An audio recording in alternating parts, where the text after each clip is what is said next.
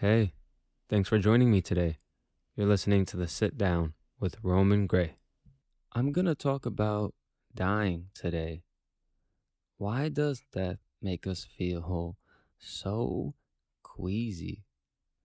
Why isn't it normalized? Why can't we have daily conversations about this? It was said by Seneca, it is not that we don't have a lot of time, but that we waste most of it. And it really had me thinking, what if in reality I'm not living? That in retrospect, rather, I'm learning how to die. With each passing second, I get closer and closer to my deathbed. I'm engaging in pursuits that excite me and allow me to have stories to tell, all the while pushing me toward my last breath. Instead of living, I'm learning firsthand what it means to grow towards death happily, not allowing death itself to strike fear in me. Learning how to die is filled with time, but hopefully not just wasted time. Let my run towards death be filled with trips and falls that are surrounded by memories that feel like campfire stories. For each fall and failure, it is met with triumph, free will, and gratitude, all of which are not material, but pieces that make the whole of who I am. And that is what I'll carry with me when I greet death. Death is the ultimate equalizer.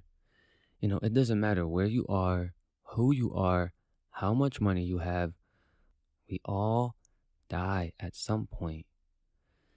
Immortality does not exist. And frankly, I wouldn't want to live forever. There's a very popular Latin quote, which is memento mori.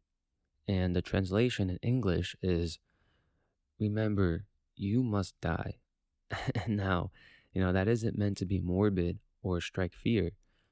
It's actually intended to inspire and motivate, to remember that no matter what happens, you'll die at some point, and it's just life. To expand on that further, a very famous Stoic who was a Roman emperor named Marcus Aurelius wrote in the book Meditations, you could leave life right now. Let that determine what you do, say, and think. And that does things for different people. But what I take away from it is to live courageously and now. Remembering you'll die can be used as a reminder when things like fear or expectations come into play. When you remember death is inevitable, it only leaves you with what's truly important.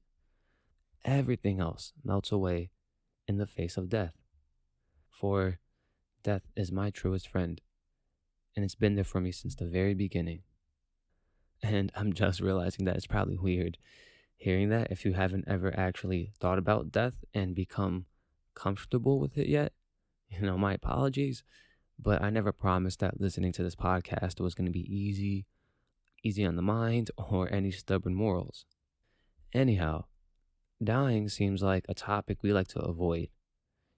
When someone says something a bit off path like, I welcome death with open arms, people immediately try to jump ahead and will say brash things like, oh, you want to die?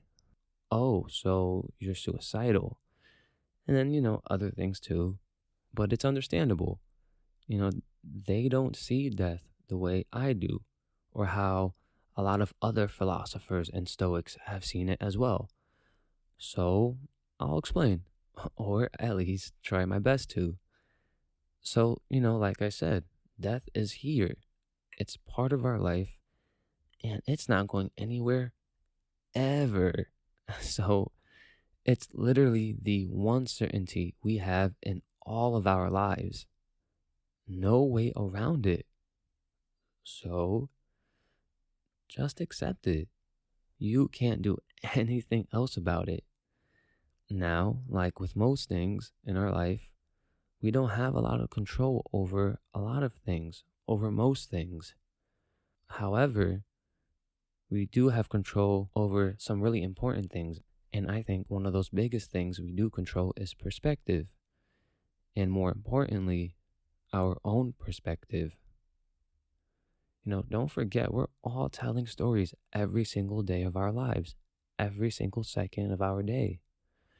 We're the main characters of our own narratives, our life stories. So that means we only ever see things from our individual perspectives. We almost rarely ever actually try to step aside and see life in a different light. For a while, I was like most people I knew when it came to talking about death. I wanted to live forever. And then besides that, I never really talked about it. As I got older, I started asking myself these deeper questions. What exactly is death?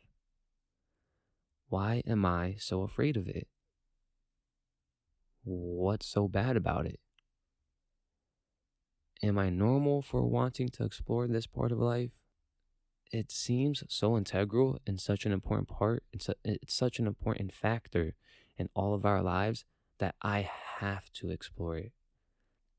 So the journey began of me, getting in my head about dying and the notions or discomfort we have when it comes up in conversation.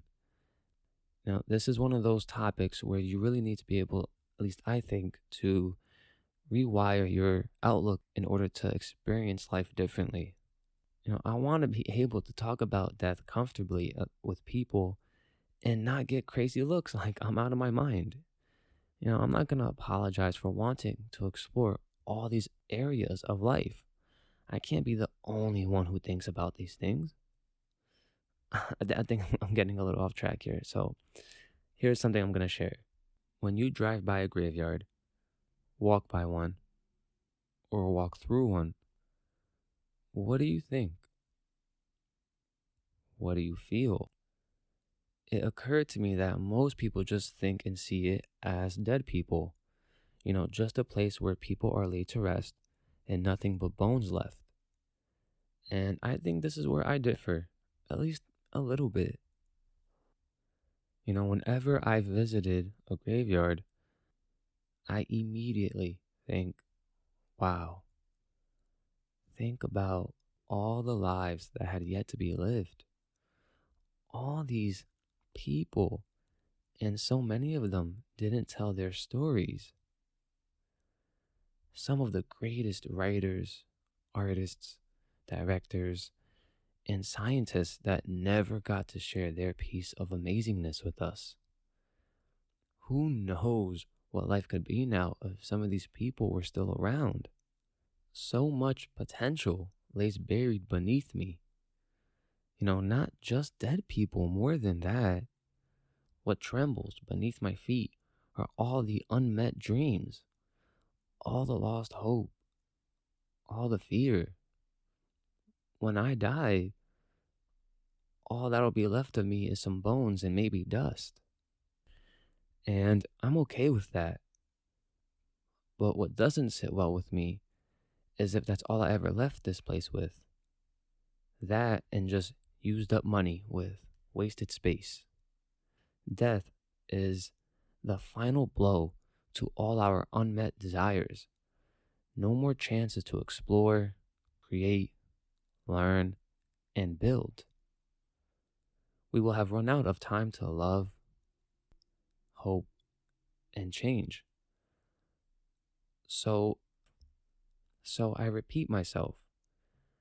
I welcome death with open arms because I know I'm doing my best with what I can to experience life and maybe leave impact. For the darkness that lurks beyond my eyesight is something I do not fear. For I have known it's been there waiting for me all this time.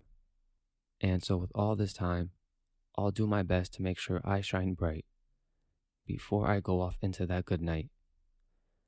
And maybe, just maybe, it'll be enough where there won't be any darkness. no light at the end of the tunnel because everything will be awash with the totality of my light.